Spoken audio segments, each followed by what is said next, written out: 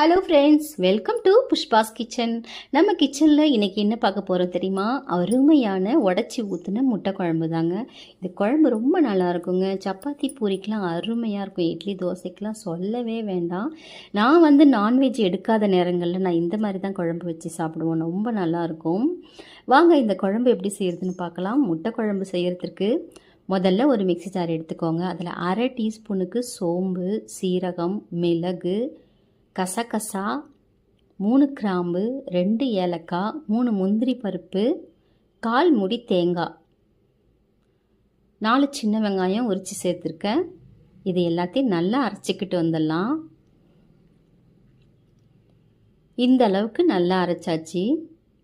இப்போ வாங்க தாளிப்பு ரெடி பண்ணிடலாம். ஸ்டவ்வை ஆன் பண்ணிவிட்டு கடாயில் ஒரு 4 டேபிள் ஸ்பூன் எண்ணெய் சேர்த்துக்கோங்க. இப்போ 3 துண்டு பட்டை, ஒரே ஒரு பிரிஞ்சி இலை சேர்த்துட்டு 2 பல்லாரி வெங்காயத்தை நறுக்கி சேர்த்துருக்கேன். வெங்காயத்தை ஒரு நிமிஷத்துக்கு வதக்கிட்டு 2 ஸ்பூன் இஞ்சி பூண்டு விழுது சேர்த்து நல்லா வதக்கி விடுங்க. இப்போ 3 தக்காளி பழத்தை கட் பண்ணி வச்சுருக்கேன், அதையும் இதோடு சேர்த்துக்கலாம்.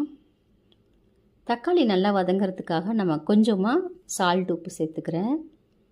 சேர்த்துட்டு நல்லா கலந்து விட்டுட்டு சிம்மில் வச்சுட்டு மூடி போட்டு மூடிடுங்க. ஒரே நிமிஷத்துக்கு தக்காளி நல்லா மசிஞ்சு வந்துடும், குழஞ்சி வந்துடும்.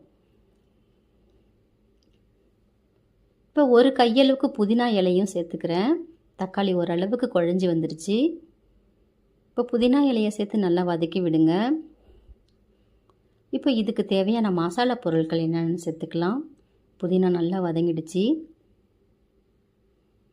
இப்போ அரை டீஸ்பூன் சிக்கன் குழம்பு மசாலா, 1/4 டீஸ்பூன் மஞ்சள் தூள், 2 டீஸ்பூன் குழம்பு மிளகாய் தூள், அரை டீஸ்பூன் கரம் மசாலா. இது எல்லாம் ஒரு வதக்கிடலாம். இப்போ நான் இஞ்சி பூண்டு அரைச்ச மிக்சியில் கொஞ்சமாக தண்ணி ஊற்றி கழுவி நான் இது கூட சேர்த்துக்கிறேன். அது வேஸ்ட்டாக கீழே ஊற்ற வேண்டாம். சேர்த்துட்டு இந்த குழம்புக்கு தேவையான தண்ணி கொஞ்சம் ஊற்றிக்கலாம். இப்போ நல்லா கலந்து விட்டுட்டு இந்த மசாலா பச்சை வாசனை போகிற வரைக்கும் கொஞ்சம் நேரம் கொதிக்கட்டும். இப்போ குழம்புக்கு தேவையான உப்பும் சேர்த்துக்கிட்டேன். இப்போ இது ஒரு நிமிஷத்துக்கு அப்படியே மூடி வச்சுருங்க. இந்த மிளகாத்தூளோட பச்சை வாசனையெல்லாம் போயிடுச்சு. இப்போ நம்ம அரைச்சி வச்சுருக்கிறோம்ல சோம்பு, சீரகம், தேங்காயெல்லாம், அதையெல்லாம் சேர்த்துட்டு தண்ணி நமக்கு குழம்பு எவ்வளோ தேவையோ அந்த அளவுக்கு தண்ணி ஊற்றிட்டு நல்லா கலந்து விட்டுக்கோங்க. உங்களுக்கு திக்காக வேணும்னா கொஞ்சமாக தண்ணி வச்சுக்கோங்க. கொஞ்சம் தண்ணியாக இருக்கணும்னா இன்னும் ஒரு 1/2 டம்ளர் தண்ணி ஊற்றிக்கலாம். ஏன்னா இது கொஞ்சம் திக்காக தான் இருக்குது குழம்பு.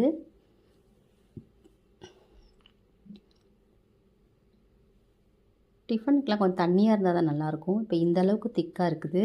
இன்னும் ஒரு 1/2 டம்ளர் மட்டும் தண்ணி ஊற்றிட்டு இப்போ ஸ்டவ்வை ஹை ஃப்ளேமில் வச்சுட்டு மூடி வச்சுடுங்க. குழம்பு நல்லா கொதி வரட்டும். குழம்பு நல்லா இந்த பாருங்கள் தள்ளப்பலான்னு கொதிக்குது. நல்லா ஒரு நிமிஷத்துக்கு இந்த குழம்பு நல்லா கொதிச்சிடுச்சு.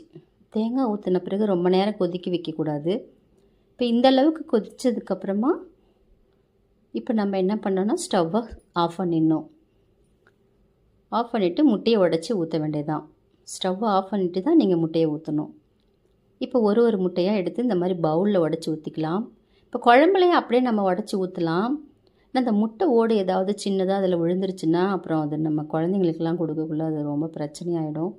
அதனால தான் நான் பவுலில் ஊற்றிட்டு பார்த்துட்டு நான் அதில் சேர்ப்பேன். இப்போ முட்டையை உடச்சாச்சு. இப்போ ஒரு முட்டையாக கேப் விட்டு அப்படியே ரவுண்டாக ஊற்றிடலாம்.